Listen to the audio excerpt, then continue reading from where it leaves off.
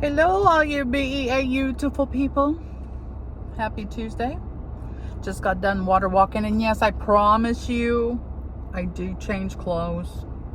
I know a lot of my videos are after I get done water walking, and I have on the same shirt thing and my bathing suit. But I just thought I would come on here, talk a little bit, be a little chatty. After 2 days of not water walking, because of course they don't have water walking on Sunday. The pool's closed on Monday. And so I've been trying to get in the habit of doing like chair yoga on my off days. And I'm going to try to do some on the days that I actually do water walking too, because I want to be in that habit when the water walking ends in a month. And let me tell you, I can go 90 to nothing in a pool with my fluffy self. But I forgot how hard chair yoga was, because I haven't done it in it's probably been 3 or 4 months. And when I did do it, I wasn't die hard with it. It was just kind of like getting the blood flowing and kind of thing like that. I didn't use it as an exercise tool. So I did 10 minutes on Sunday, and then I did 16 minutes yesterday. So, and I was poopered. I really was. But I just didn't feel the satisfaction from that as I do the water walking. Plus, water walking, the time goes by so fast. And chair yoga, it just lingers. It don't go fast. I think for every 10 minutes in the pool here, it feels like 40 minutes here. It just seems so long. But I'm determined, and your girl was down another 3 pounds, so that makes 25.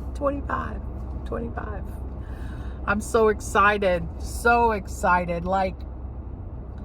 I wasn't gonna weigh, because I was like, it wasn't really my weigh date, but my clothes were starting to feel a little, looser. And I was like, well, I'm just gonna go ahead and check it out. It'd been almost a week. So I was down 3 more pounds, and I could not believe it. 3 pounds in a week. But like I said, I do die hard, in the pool. I'm doing brisk walking, or what you might call a run in the pool. I mean, it's in the pool, so it don't look like running, but I'm treating it as it is. And I go for a full hour doing that. And then I'll do a slow down walk, but still kind of brisk. And then I get over into the deeper end and kind of do a cool down, but still moving, but just kind of do a relaxed thing too. And I was going to try to do a little longer today, but after not doing it for 2 days, I was tuckered. I was pooped out. But I guess I could have sat there and relaxed for a little bit, but maybe I'll do that tomorrow. But altogether, I usually do about an hour and a half total, at least an hour and 15. For the most part, I guess it's an hour and 15, because I do an hour of the brisk, die hard, what I call die hard. It might not be die hard for other people. And then I do the slower walk in, and then I do the cool down. So it ends up being about an hour and 15 minutes. But sometimes I forget and just keep brisk walking for another 10 minutes. And then I'm like, oh, I did it for an hour and 10 minutes instead of an hour. So, I mean, a little bit more doesn't ever hurt. Actually, it helps. But, it is what it is. I've been looking for a remote job that I can do at home. Well, duh. But I've been looking for a remote job because I want to work from home, because I can't, as y'all know, can't do a lot of standing. even a lot of sitting, I have to get up and move around because my feet get to tingling and legs get to tingling because of the neuropathy. But I was like, if I could find something, but I've been like really looking like hard and putting in resumes, and because I got a ticket to work from my disability. I applied for it and was able to get it, and they're really good at helping me out and like sending me job references and stuff. But a lot of the ones they send me are like, you have to have qualifications, you have to have this, you have to have that. And I haven't worked in about 8 years, yes.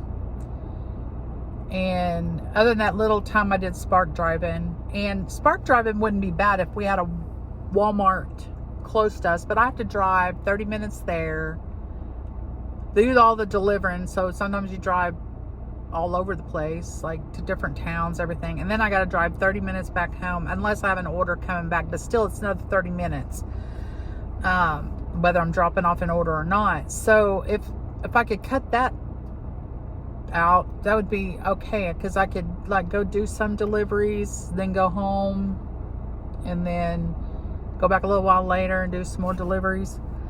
But I have to get it all done while I'm there, because I can't do all that driving home and then going back. And yeah, it would be crazy, because that's the perfect job for me, because like if I'm having an off day or a bad day or a hurt day, I don't have to call into work, and I don't have to worry about working through pain or whatnot. But I really want to work. I miss that independence. I miss making my own money, and I miss having a savings account, and there's a lot I miss. And I'm just ready to get to work. So if any of y'all, BEAU to full people know of any remote jobs that, don't require a lot of, all my education, I have some college, but all my education comes from, working in the same job description, I should say, all to do with the same thing pretty much. And I've worked nonprofit, was a director, was a program coordinator, was a general manager. So I have all that management position thing, I have that down pat. I've done some bookkeeping, but that's been 20 years ago, so I'm sure a lot's changed. Did it through QuickBooks, but when we lost our bookkeeper, I just went into bookkeeping. And then when they wanted to, I did that for like a year and a half, maybe 2 years. And then they wanted to move me up to director. So, because I'd been there a long time, and they just said I would fit the position. So I moved up to director, and I really like doing the bookkeeping. You're kind of like in your own little space, doing your own thing, doing payroll, invoices, and, it's just, I enjoyed it. But if y'all know of anything, drop in the comments, let me know, and I can check them out. I just feel like there's something out there. I'm not going to give up. There's something out there for me. But living in a little podunk town, and you don't have much around, and, the rent and the bills is within your means, you don't want to pack up and move if you don't have to. But I'm just going to get off of here. I'm going to go in and make me some breakfast. And I only got a half a cup of coffee this morning because I woke up late. I usually don't have to set an alarm, but last night something told me to set an alarm, but I was like, I'm just going to set it for like 8 o'clock because I'll probably be up before then, but I'll just set it just in case I'm not. Well, guess what? Your girl wasn't. My head alarm clock didn't go off, so it woke me up at 8. Well, then by the time I stretch and, get out of bed and take my morning thyroid pill and, go pee, it's already like 8:10, 8:15. So I didn't have a lot of time to do coffee this morning, so I drank a half a cup, but I'm gonna go in, and you can bet your bottom dollar I'm gonna get me another cup and enjoy my day. Ain't a lot going on today. Just got the phone on where it can ring where if my grandkids need me, because they're going to be at home, but they're old enough to stay home, and they're only about a mile from me, so if they need me, they'll call me, and I'll go out there and tend to what I need to tend to. But other than that, it's going to be a good day. It's going to be a great day. I hope you have a great day. Just take everything with a grain of salt, and just think that it could be worse. I don't know, some things could be worse, but they could be. That just really absolutely made no sense. Just take it minute by minute, second by second, and just don't let anybody get the best of you. But anyway, y'all have a good one, and I'll talk to you soon. Bye.